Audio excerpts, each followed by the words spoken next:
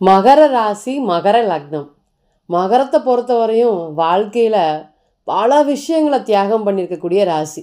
நான் வாழ்ந்தேனோ இல்லையோங்க, என்னுடைய குடும்பத்துக்காகவே வாழ்ந்தேன். 1000 பேருக்கு மத்தியில் கூட என்னோடய குடும்பத்தை விட்டு கொடுக்காம காப்பாற்றுறேன். எந்த ஒரு சூழ்நிலையிலுமே எனக்கு இருக்கக்கூடிய கஷ்டங்கள் என்னோடய குடும்பத்தில் வரக்கூடாதுன்னு தெளிவாக இருக்கேன்.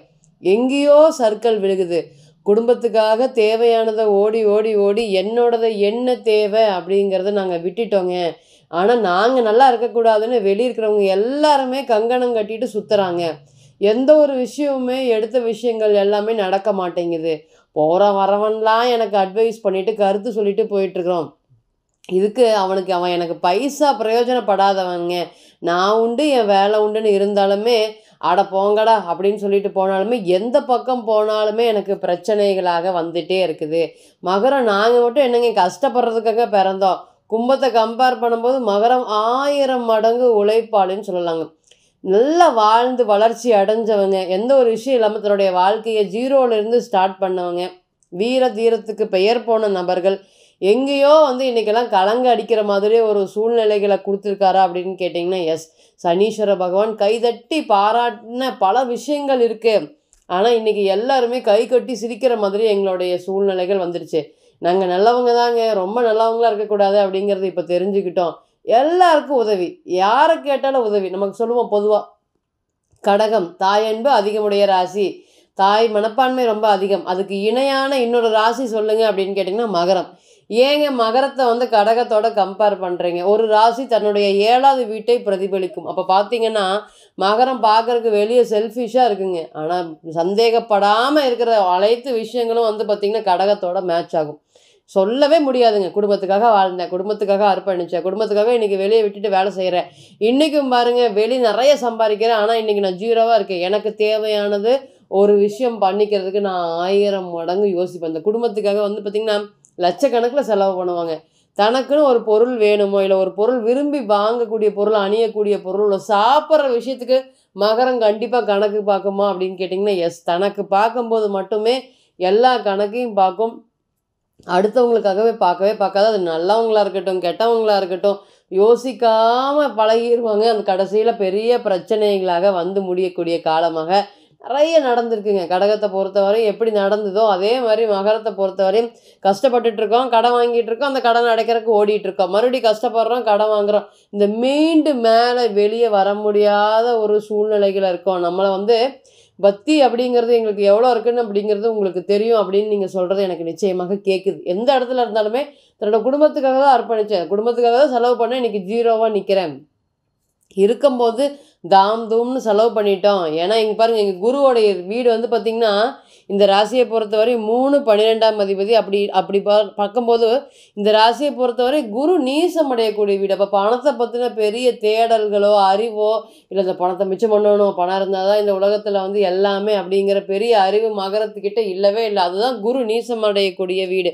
அப்போது மகரம் கும்பம் ரெண்டையும் கம்பேர் பண்ணும்போது கும்பம் நல்லா இருக்குது. இது 2 வீட்டில் ஒரு பசங்க இருக்காங்க. மகர லக்னமாக இருக்கட்டும், மகர ராசியாக இருக்கட்டும், கும்ப லக்னமாக கும்ப ராசியாக இருக்கட்டும். கும்பம் எப்போவுமே ரொம்ப செல்ஃபிஷாக இருக்குங்க. ஆனால் மகரத்தை பொறுத்தவரையும் தனக்கு ஒன்று அப்படிங்கிறது வேணுங்கிறத வச்சுக்கவே தெரியவே தெரியாது. இதனாலேயே இந்த பொருளாதாரம் சார்ந்த விஷயத்தில் பெரிய பாதிப்புகளை சந்திச்சிருக்கும். எப்போ சந்திச்சிருக்குன்னு கேட்டிங்கன்னா கிட்டத்தட்ட 7.5 சனி ஆரம்பித்த காலத்துலேயும் சந்திக்கும். இதுக்கு மேலே இனி இவ்வளோதான், எதுவும் வளர்ச்சி அடைய முடியாது, நம்ம அவ்வளோதான் அப்படிங்கிற மாதிரி ஒரு சூழ்நிலைகள் எல்லாமே கொடுத்துருக்கு. அதுலேருந்துலாம் இன்றைக்கி மீண்டு வெளியே வந்துட்டீங்க. அந்த விஷயம் அது பெரிய விஷயம். இன்றைக்கி ராசிக்கு 2ஆம் இடத்துல சனி இருந்தாலுமே இந்த 2.5 வருஷம் என்ன இருக்கார், கடவுள் துணை இருக்கார், அவருடைய அனுகிரகம் இருந்தால் போதுன்னு பக்தி மார்க்கத்தில் மட்டும்தான் உழைச்சி தேஞ்சு போன ராசின்னு சொல்லலாம். அது ஆணாக இருக்கட்டும் பெண்ணாக இருக்கட்டும் வீட்டு வேலையை செஞ்சு முடிக்காத நாளே இல்லை. ஒரு நாளும் நிம்மதியாக தூங்க மாட்டாங்க, சாப்பிட மாட்டாங்க. இந்த வீட்டில் ஒரு துணி இருந்தாலும் துவைச்சி போடுறது, வீட்டை திருப்பி சுத்தம் பண்ணிகிட்டே இருக்கிறது, பொருட்களை அங்கேயும் இங்கேயும் மாற்றி இருக்கிறது, வேலை இது பண்ணலாமா அது பண்ணலாமா, அந்த தொழில் பண்ணலாமா இந்த தொழில் பண்ணலாமா அப்படிங்கிற சிந்தனைகள் எல்லாமே இந்த மகரத்தை பொறுத்தவரையும் ரொம்பவே அதிகமாக இருக்கக்கூடிய ராசி. நிறைய விஷயங்களில் பாதிப்படைஞ்சிருக்காரு. முழுக்க பொருளாதாரம் சார்ந்த பாதிப்புகள் தான் மகரத்தை பொறுத்தவரையும் பெரிய அடியாக விழுந்து காத்துட்ருக்கு. ஏன்னு கேட்டிங்கன்னா 4ஆம் அதிபதி செவ்வாய் ராசிக்கு 7ல் நீசமாக இருக்கார். ராசிநாதன் வாக்குஸ்தானத்தில் போய் 2ஆம் இடத்துல எப்படிடா நீ கொடுத்த பணத்தெல்லாம் வாங்க முடியும் அப்படிங்கிற மாதிரி ஒரு சூழ்நிலைகள் படாத கஷ்டங்கள் இல்லை. அன்னைக்கு உதவி செஞ்ச பல பேர்கிட்ட இன்றைக்கி நீங்கள் உதவி கேட்கும்போது கொடுத்தாங்களா? எப்போ 2ல் சனி வருது உங்களுடைய ஆப்போசிட் நபருடைய கதவெல்லாம் மூடிடுவாங்க, பஞ்சா பறந்துடுவாங்க. நீங்கள் எப்போ வந்து பணம் கேட்க ஆரம்பிக்கிறீங்களோ இல்லை உங்களுடைய பணத்தை நீங்கள் திருப்பி கேட்டாலுமே கேட் க்ளோஸ்ன்னு எழுதிக்கலாம்.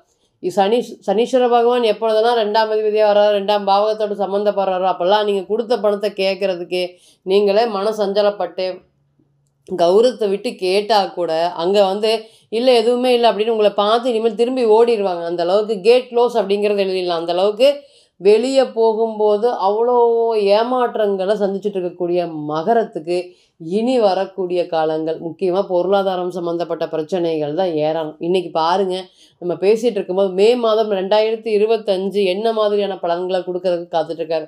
சற்று பெருமூச்சு விட்டுக்கலாங்க. இந்த 2ஆம் அதிபதி சனீஸ்வர பகவான் 3ஆம் இடத்துல போயிருக்காரு. 3ஆம் இடமான தைரியஸ்தானத்தில் பல கிரகங்கள், புதன் பகவான், ராகு பகவான், சுக்கிர பகவான், சனீஸ்வர பகவான், அதே போல் ராசிக்கு 5ல் குரு, ராசிக்கு 7ல் செவ்வாய் நீசா, ராசிக்கு 9ஆம் இடமான பாக்கியஸ்தானத்தில் எப்படி நீ சந்தோஷமாக வாழ்ந்துருவ அப்படிங்கிற மாதிரி கேது பகவான். இது எல்லாமே இந்த 2025 மே மாதம் இருக்கக்கூடிய கிரக அடைவுகள். இதில் முதல் தர யோகம் என்னங்க? யோகமும் இருக்குது அவயோகமும் இருக்கா அப்படின்னு கேட்டிங்கன்னா எஸ். எப்பொழுதுமே ஒரு கோச்சாரம் யோகம் அப்படிங்கிறது நம்ம அதிகமாக பேசுவோம், அவயோகங்கிறது கம்மியாக பேசுவோம். ஏன் அப்படின்னு கேட்டிங்கன்னா இது மாத கிரகத்தோட கோச்சாரமாக இருக்கிறதுனால இந்த நேரம் நல்ல ஆப்பர்ச்சுனிட்டிஸ் வந்து பார்த்திங்கன்னா 20-30% வந்து கம்பேர் வித் இதுக்கு முன்னாடி நடந்ததை விட இனி வரக்கூடிய காலங்களில் அதிகரிக்கும். ஏன் அப்படின்னு கேட்டிங்கன்னா லக்னாதிபதினு சொல்லக்கூடிய சனீஸ்வர பகவான் தைரிய வீரிய ஸ்தானத்துக்கு போய் 3ஆம் இடத்துல ராகுவோடு இருக்கார். அப்போ எப்போவுமே சனீஸ்வர பகவான் 3ஆம் இடம்ங்கிறது தைரியம். பொதுவாக உங்கள் எல்லாருக்குமே தெரியும் 3ஆம் இடம்ங்கிற தைரியம். அப்போ அங்கே முரட்டுத்தனத்துக்கான காரகிரகம் ராகு இருக்கார். அப்போ முரட்டுத்தனமான தைரியம், அசால்ட்டான தைரியம் இந்த நேரத்தில் ஏற்படும். ராசிநாதன் எல்லாமே எங்கே போய் 3ஆம் பாவத்தில் இருந்தாலும் யாருக்கெல்லாம் 3ஆம் அதிபதியோட ராகு இருந்தாங்களோ அவங்களாம் ஒரு விஷயத்தை தைரியமாக செய்வாங்க. பல பேர் யோசித்து பண்ணலாமா பண்ண வேண்டாமா, ஒரு முடிவு எடுக்க முடியலையே, சிரமப்படுறோமே, இது பண்ணுறதுக்கு எவ்வளோ பொருளாதாரம் அதெல்லாம் யோசிக்கவே மாட்டாங்க. உடனடியாக ஒரு முடிவு எடுக்கிறாங்க அப்படின்னு கேட்டிங்கன்னா இங்கே 3ஆம் அதிபதியோட ராகு இருப்பார். இன்றைக்கி கோச்சாரத்தில் 3ஆம் அதிபதியோட ராகு. அப்போ ஒரு முடிவு எடுக்கிறதுக்கு ரொம்ப தடமாறிட்டு இருக்கேன். உதாரணத்துக்கு திருமண வாழ்க்கையை தான் இன்றைக்கி வந்து அதிகமாக நம்ம பேச போகிறோம். ஏன்னா 7ல் செவ்வாய் நீசமாக இருக்கப்போ திருமண வாழ்க்கை வேணும் அப்படிங்கிறது, வேண்டாம் அப்படிங்கிறது, இல்லை அடுத்த ஸ்டேஜுக்கு போகலாமா, இல்லை திரும்பி வருவாங்களா, இந்த மாதிரி நிறைய கேள்விகளுக்கு ஒரு விஷயத்துக்கு பதில் சொல்கிறதுக்கே எனக்கு வந்து அவ்வளோ கன்ஃபியூஷாக இருக்குங்க அப்படின்னு சொல்லக்கூடிய நபர்கள் அனைவருக்குமே இந்த நேரம் தைரியமாக சட்டுன்னு ஒரு முடிவு எடுக்கிறதுக்கு ஒரு நல்ல நேரமாக இருக்கும். சனி ராகு அப்படிங்கிறதே நிறைய விஷயங்களை ஒரு நல்ல ஒரு யோகத்தை கொடுக்கறதுக்கு காத்துட்ருக்கா. இன்னொருத்தர் சம்பாரிச்சு வச்சுருக்காங்க, அதையை வந்து நான் வந்து அடுத்த ஸ்டேஜுக்கு கொண்டு போகணும். எங்கள் தாத்தா சொத்து, பாட்டி சொத்து இது எல்லாமே நிறையா இருக்குது, எங்கள் அப்பாவும் சம்பாதிச்சு வச்சுருக்காங்க, அதை நான் அடுத்த ஸ்டேஜுக்கு கொண்டு போய் வளர்த்த முடியுமா, இந்த மாதிரியான கேள்விகளுக்கும் நிச்சயமாக இதுக்கு முன்னாடி இருந்த தைரியம், தன்னம்பிக்கை எல்லாமே விட இனி வரக்கூடிய காலங்களில் இதெல்லாமே அதிகமாக பிரதிபலிக்கும்.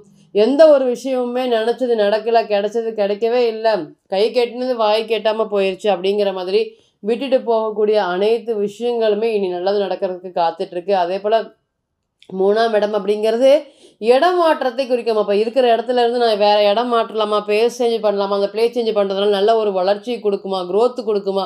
திருமண வாழ்க்கை அப்படிங்கிறது ரொம்ப கஷ்டமாக இருக்குது. ஏன்னா மகரம் சந்திக்கக்கூடிய பெரிய பிரச்சனை திருமண வாழ்க்கை தான். செவ்வாய் என்னைக்கு 7ல் நீசம் அடைஞ்சாரோ, பிறந்த கால ஜாதகத்தில் 7ல் நீசமடையக்கூடிய செவ்வாய் அனைவருக்குமே இந்த பாதிப்புகள் ரொம்ப தொடருமா அப்படின்னு கேட்டிங்கன்னா எஸ், நிச்சயமாக தொடரும். என்ன முருகனுடைய அருளால் அதை ஒவ்வொரு விஷயத்தையும் படிப்படியாக கடந்து வந்துட்டுருக்கீங்க. இனி வரக்கூடிய காலங்களும் திருமணம் சம்மந்தப்பட்ட சுப நிகழ்ச்சிகளுக்கும் சரி, திருமணத்தில் ஏற்கனவே பிரச்சனை இருக்குது அதை வந்து சரி பண்ணுறதுக்கு உண்டான முயற்சிகள் எடுக்கிறதுக்குமே, புதிய வேலை வாய்ப்புகள் சார்ந்த விஷயங்கள் நடக்கிறதுக்குமே இந்த கோச்சாரம் உங்களுக்கு நல்லது கோச்சாரமாக இருக்கும். இதில் கெட்ட விஷயம் என்ன இருக்குது அப்படின்னு கேட்டிங்கன்னா, ஒரு விஷயம் தைரியம் தன்னம்பிக்கை ரொம்ப அதிகரிக்கும் போது நம்ம என்ன பண்ணுறோம் எது பண்ணுறோம் அப்படிங்கிறத நம்ம வாயிலிருந்து 4 வார்த்தையை பிடிங்கி சண்டைக்கு இழுக்கிறது, வம்புக்கு இழுக்கிறது, அதனால் நம்மளுடைய வளர்ச்சிகள் தடைப்படுறது, ஒரு விஷயம் பண்ணிகிட்டு இருக்கும்போது இன்னொரு விஷயத்தை மாற்று முயற்சி பண்ணுறது, இது எல்லாமே 3ஆம் ஆடு தான். அப்போ ரொம்ப வந்து பார்த்திங்கன்னா பாசிட்டிவும் அதிகமாக இருக்குது, அதே சமயம் நெகட்டிவாக இருக்குமா. அப்போ ஒவ்வொரு விஷயங்களும் நீங்கள் கவனமாக பார்த்து பண்ணும்போது இப்போ இருக்கிற ஸ்டேஜில் இருந்து அடுத்த ஸ்டேஜுக்கு போகிறதுக்கு உண்டான வழியை நிச்சயமாக சனீஸ்வர பகவான் உங்களுக்கு ஏற்படுத்தி கொடுப்பார் அப்படிங்கிறதுல எந்த ஒரு மாற்றமும் இல்லைங்க. அனைவரும் சொல்லுங்கள், ஓம் சனீஸ்வர பகவானே போற்றி போற்றி. எங்கே இருந்தாலும் எங்களை நீங்கள் வாழ வைங்க. எந்த இடத்துல இருந்தாலும் மன நிம்மதிக்காக ஒரு 5 நிமிஷம் பிரார்த்தனை பண்ணுங்கள். உங்களுடைய பிரார்த்தனை மற்ற ராசியை விட உங்களுக்கு அதிகமாக கேட்குமா அப்படின்னு கேட்டிங்கன்னா நிச்சயமாக கேட்கக்கூடிய ஒரு சூழ்நிலையில் தான் இன்றைக்கி அவர் இருக்கார். அதனால் எவ்வளோ பிரச்சனைகள் வந்தாலும் அந்த சோதனைகள்லாம் கடந்து சாதனை படைக்கக்கூடிய ராசியாக மகரம் இனி வரக்கூடிய காலத்தில் திகழும் அப்படிங்கிறதுல எந்த ஒரு மாற்றமும் இல்லைங்க. இப்போ நீங்கள் கேட்டு செஞ்சுட்டு இருந்த அனைத்துமே கோச்சார பலன்கள் தான். 40% 60% மட்டுமே பொருந்தும். இன்றைக்கி ஒரு கிரகம் ஒரு நட்சத்திரத்தில் பயணிக்கும், நாளைக்கு அதே கிரகம் வேறு நட்சத்திரத்தில் பயணிக்கும். இப்போ பிறந்த கால ஜாதகம் அப்படிங்கிறது 100%, கோச்சாரம் அப்படிங்கிறது 40% 60% மட்டுமே பொருந்தும். தனிப்பட்ட ஜாதகத்தை நீங்கள் எடுத்து தசாபுத்தி நடப்பு அந்தரம் கணிக்கும் போது கிரகம் பெற்ற பலம் பலவீனம் அடிப்படையில் பலன்கள் நிச்சயமாக கூடவோ குறையவோ செய்யும். அப்படிங்கிற எந்த ஒரு மாற்றமும் இல்லை. தனிப்பட்ட ஜாதகத்தை நீங்கள் ஆலோசனை பண்ண விருப்பப்பட்டால் கீழே இருக்கக்கூடிய நம்பருக்கு கான்டாக்ட் பண்ணுங்கள். நான் வணங்கக்கூடிய நரசிம்மர் உங்கள் எல்லோருக்குமே நல்ல வளமான வாழ்க்கையை ஏற்படுத்தி தர நான் நிச்சயமாக பிரார்த்தனை பண்ணிக்கிறேன். மீண்டும் ஒரு பதிவில் உங்களெல்லாம் சந்திக்கும் வரை உங்களிடமிருந்து விடைபெறுவது உங்கள் அஸ்ட்ரோ புவனேஸ்வரி. நன்றி, வணக்கம்.